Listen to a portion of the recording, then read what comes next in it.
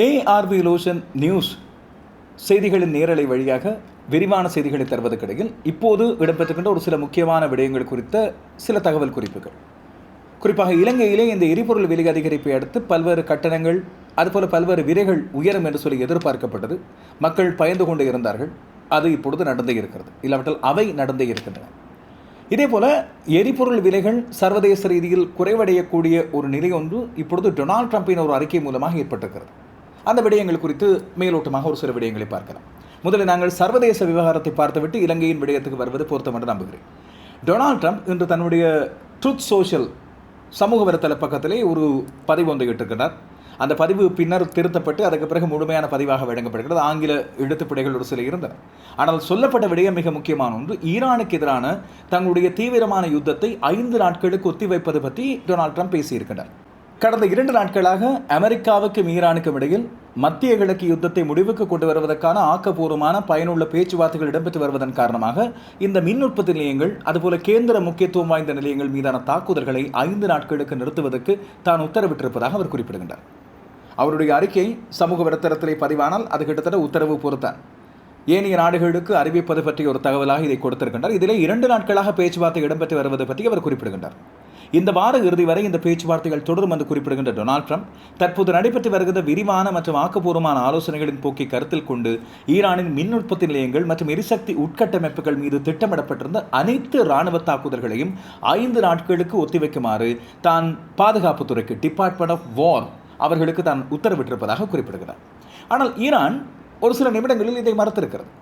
ஈரானின் ஃபாஸ் செய்தி ஸ்தாபனம் முதலில் இந்த தகவலை கொண்டு வந்திருந்தது. ஈரானின் வெளியுறவுத்துறை அமைச்சரை மேற்கோள் காட்டி அப்படியான எந்த ஒரு பேச்சுவார்த்தைகளும் நேரடியாகவோ இல்லாவிட்டால் வேறு முகவர்கள் மூலமாகவோ நடத்தப்படவில்லை என்பதை உறுதியளித்தது. அதற்கு பிறகு ஈரானின் மெஹிர் செய்தி சேவையும் ஈரானின் வெளிவிவகார அமைச்சை மேற்கோள் காட்டி இந்த விடயத்தை கொண்டு வந்திருக்கிறது. அமெரிக்காவுக்கும் ஈரானுக்கும் இடையில் இந்த பேச்சுவார்த்தைகளின் மூலமாக பிரச்சனைகளை தீர்ப்பதற்கான எந்த ஒரு நடவடிக்கையை மேற்கொள்ளப்படவில்லை. அதேவேளை அமெரிக்கா வாஷிங்டன் தான் இதை தீர்ப்பதற்கு முன்வர வேண்டும், முதல் அடியை எடுத்து வைக்க வேண்டும், காரணம் போரை தொடங்கியது அவர்கள் தான் என்று சொல்லி குறிப்பிடுகின்றார்கள். இதுபோல ஈரான் வெளிவிவகார அமைச்சு அமெரிக்கா மீது குற்றம் சுமத்தி இருக்கிறது. இப்போது எண்ணெய் விலைகளை குறைப்பதற்காக அமெரிக்கா திட்டமிட்டு எடுத்திருக்கின்ற ஒரு நகர்வு இது.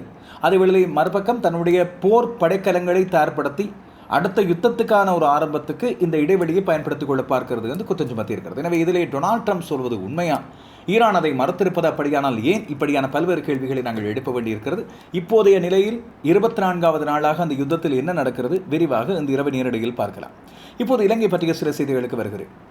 எரிபொருள் வெளியேற்றம் என்று இலங்கையில் எப்போது ஏற்பட்டாலும் உடனடியாக நாங்கள் உணர்கின்ற ஒரு விடயம், அனைத்தும் வெளியேறப் போகின்றன. இதிலே உடனடியாக போக்குவரத்து கட்டணங்கள், எரிவாயு, இதுபோல சமையலுக்கு தேவையான பல்வேறு பொருட்கள், அன்றாட பாவனைக்கான பல்வேறு சேவைகள், பொருட்கள் அத்தனையும் வெளியேறும் என்று சொல்லி நாங்கள் எதிர்பார்த்தது. இதை போக்குவரத்து கட்டணங்கள் அதிகரிப்பு குறித்து எதிர்வு கூறப்பட்டிருந்தது. நேற்றே தனியார் பஸ் போக்குவரத்து உரிமையாளர்கள் சங்கத்தினர் தங்களது கட்டணங்களை 20% அதிகரிப்பது குறித்த பரிந்துரையை முன்வைத்திருந்தார்கள். முச்சக்கர வண்டி சாரதிகள் 15% அதிகரிப்பது குறித்து தங்களுடைய பரிந்துரைகளை முன்வைத்திருந்தார்கள். இப்போது 2மே அதிகரித்திருக்கிறது. இது மட்டுமல்லாமல் வெதுப்பக பொருட்களின் விலைகளும் இன்று அதிகரிக்கின்றன. நள்ளிரவு முதல் 450 கிராம் பான், அதாவது ஒரு ராத்தல் பானின் விலை 10 ரூபாயினால் அதிகரிக்கிறது. அதுபோல எல்லா வெதுப்பக பொருட்களும் இன்று நள்ளிரவு முதல் 10 ரூபாயினால் விலை அதிகரிக்கின்றன. முச்சக்கர வண்டி கட்டணங்கள் மேல் மாகாணத்திலே இந்த முச்சக்கர வண்டி கட்டணங்களின் அதிகரிப்பு குறித்த உறுதியான தகவல் ஒன்று இன்று வெளியிட்டிருக்கிறது. மேல் மாகாண வீதி பயணிகள் போக்குவரத்து அதிகார சபை, RPTA என்று சொல்லக்கூடிய அந்த அமைப்பு. இவ்வளவு காலமும் 1 கிலோமீட்டருக்கான தொகை 100 ரூபாயாக இருந்தது, இப்பொழுது 110 ரூபாயாகவும், மேலதிகமான ஒவ்வொரு கிலோமீட்டருக்கான தொகை முன்பு 80 ரூபாயாக இருந்தது, இப்போது 90 ரூபாயாக அதிகரிக்கப்படுவதாக அறிவித்திருக்கிறது. எனவே இப்போது இருக்கின்ற சிக்கல் என்னவென்று சொன்னால், இந்த பயணிகள் பேருந்தின் போது 10 ரூபாய் கூட இப்போது சில்லறை இல்லை என சொல்லும் அளவுக்கு இருக்கின்ற காரணத்தால் 10 ரூபாயாக பல பேர் எடுக்கப் போகின்றார்கள் என்ற ஆபத்து தான் இப்போது மக்களால் உணரப்படுவதாக தெரிகிறது. இதுபோல பேருந்து கட்டணங்களும் இன்று அதிகரிக்கப்பட்டிருப்பதாக இப்போது தேசிய போக்குவரத்து ஆணைக்குழு அறிவித்திருக்கிறது. இதையடுத்து இன்று மட்டுப்படுத்தப்பட்ட சேவைகளை நடத்தி வந்த தனியார் போக்குவரத்து சேவை சங்கத்தினர், தனியார் பேருந்துகளுக்கு உரிமையாளர்கள், அந்த போக்குவரத்துகள் இனி 7 மணி முதல் வழமை போல திரும்பும் என்று அவர்கள் குறிப்பிட்டிருக்கிறார்கள். எனவே இன்று கிட்டத்தட்ட பணி நிறுத்தம் நடந்திருக்கிறது. வீதிகளிலே பெருமளவான மாணவர்களும் பொதுமக்களும் இந்த பாடசாலை முடிந்த நேரத்திலும் சரி, அலுவலகம் முடிகின்ற நேரத்திலும் சரி அவதிப்பட்டு கொண்டிருந்ததை நாங்கள் உணரக்கூடியதாக இருந்தது. எனவே இப்போது இந்த கட்டண அதிகரிப்பை அடுத்து வழமைக்கு அனைத்தும் திரும்பும் என்று அவர்கள் அறிவித்திருக்கிறார்கள். எனவே இந்த தவித்த முயல் அடிப்பது போல செயல் மக்களைத்தான் அதிகமாக பாதித்திருக்கிறது அண்மை காலமாக என்று சொல்லி தெளிவாக தெரிகிறது. இன்னும் என்னென்ன உயரப்போகிறதோ என்ற பயம் ஒன்று இருக்கிறது. காரணம், பேருந்து கட்டணங்கள் இனிமேலும் இன்று நள்ளிரவு முதல் ஆக குறைந்த கட்டணம் 30 ரூபாயாக மாறுகிறது. இவ்வளவு நாளும் 27 ரூபாயாக இருந்தது. எனவே ஒவ்வொரு தூரத்துக்கு ஏற்றது போல இந்த கட்டணங்களின் அதிகரிப்பு குறித்த முழுமையான பட்டியல் இப்பொழுது வெளியிடப்படுகிறது. இந்த இரவு நேரலை செய்தியில் முழுமையான விவரங்களை கொண்டு வருகிறேன். இதேவேளை ஒரு நல்ல செய்தியை சொல்லிவிட வேண்டும். எரிபொருள் உலக சந்தையில் விலை குறையக்கூடிய ஒரு வாய்ப்பு இருக்கிறது. டொனால்ட் ட்ரம்ப் ஈரானுடன் பேச்சுவார்த்தை என்று சொல்லி அறிவித்தார். அது உண்மையா இல்லையான்னு சொல்லி இன்னும் தெரியவில்லை. காரணம், ஈரான் மறுத்திருக்கிறது. ஆனால் அவரது அறிவிப்பை அடுத்தே உடனடியாக பிரெண்ட் ரக மசகு எண்ணெய் பீப்பாயின் விலை சடுதியாக குறைந்திருக்கிறது. பிரெண்ட் ரக மசகு எண்ணெய் பீப்பாயின் விலை முதல் தடவையாக $100 விட இம்முறை குறைந்திருக்கிறது. அதாவது இன்றைய நாள் மட்டும் $15 இந்த குறைவு ஏற்பட்டிருக்கிறது. 13.5% குறைவு பதிவாகி இருக்கிறது.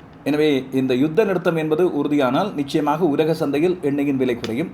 இதேபோல இலங்கையிலும் எரிபொருள் விலை குறைய வேண்டும் என்பதை மக்கள் எதிர்பார்ப்பு. ஆனால் உணவு அமைச்சர் வசந்த சமரசிங்க ஒரு விடயத்தை உறுதிப்படுத்தியிருக்கின்றார். தனக்கு கிடைத்த உறுதிமொழியின் அடிப்படையில் பால்மா மற்றும் கோதுமை மா விலைகள் அதிகரிக்கப்படாது என்று தங்களுக்கு உற்பத்தியாளர்களும் இறக்குமதியாளர்களும் உறுதியளித்திருப்பதாக அவர் குறிப்பிடுகின்றார். வர்த்தக, உணவு பாதுகாப்பு மற்றும் கூட்டுறவு அபிவிருத்தி அமைச்சர் வசந்த சமரசிங்கவோடு இன்று இடம்பெற்ற விசேட கலந்துரையாடலின் போது இந்த உறுதிமொழி தனக்கு வழங்கப்பட்டதாக அவர் குறிப்பிடுகின்றார். எனவே எரிபொருள் விலை உயர்வு, அதுபோல அமெரிக்க டாலருக்கு நிகரான ரூபாயின் பெறுமதி வீழ்ச்சி அடைந்துள்ள போதிலும் கூட எதிர்வரும் புத்தாண்டு காலம் வரை இந்த விலை அதிகரிப்பு இருக்காது என்று அவர்கள் உறுதி வழங்கியிருக்கிறார்கள். ஒரு ஆறுதலான விடயம். இதேவேளை தங்கத்தை இன்னமும் வாங்கி சேமிக்கப் போகின்றவர்களாக நீங்கள் இருந்தால் உங்களுக்கு ஒரு மகிழ்ச்சியான செய்தி. இந்த ஒரே நாளில் 2வது தடவையாக தங்கத்தின் விலை பாரிய சரிவை கண்டிருக்கிறது.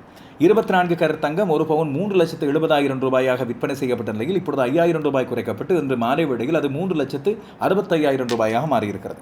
இன்று காலை 22 கேரட் தங்க பவுன் ஒன்று 3,40,000 ரூபாயாக இருந்தது. இப்போது அது 4,600 ரூபாய் குறைக்கப்பட்டு அது 3,35,800 ரூபாயாக விற்கப்படுவதாக செட்டியார் தகவல்கள் குறிப்பிடுகின்றன. எனவே 24 கேரட் தங்கத்தின் 1 கிராமின் விலை இப்பொழுது 45,625 ரூபாயாக இருக்கிறது. மேலதிக விவரங்கள், விலை உயர்வு, விலை குறைவு, அதுபோல இலங்கையிலே எண்ணெய் தட்டுப்பாடு ஒன்றும் மின்சார தட்டுப்பாடு ஒன்றும் வரக்கூடியதாக இருப்பது பற்றி வெளிப்படுகின்ற தகவல்கள், அதில் இருக்கின்ற உண்மைத்தன்மை என்ன, ஜனாதிபதி ஏதோ 7 விடயங்களை பொதுமக்களுக்கு சொல்லியிருக்கிறாராமே, அந்த விடயங்கள் என்ன, இன்றிரவு நேரலை செய்திகளில் அந்த விவரங்களை கொண்டு வருகிறேன்.